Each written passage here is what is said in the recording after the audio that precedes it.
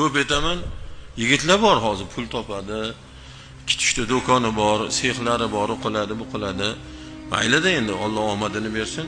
Kechqurun kassani qiladi-da.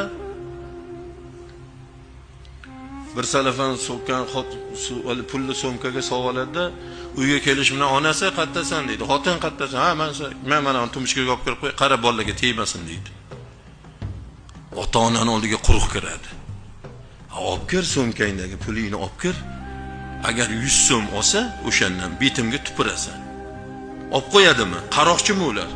Hozir qarab tur, onasi xushyor bo'l. Hozir so'mka bilan kirish bilan tapib bosamiz deydimi? Qara, tan berib yormagin, qo'ldan chiqarib yormagin deydimi? Reja qilib o'tiradimi?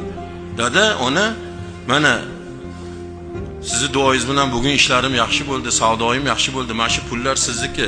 Sizlardan ortgandan keyin men ishlataman.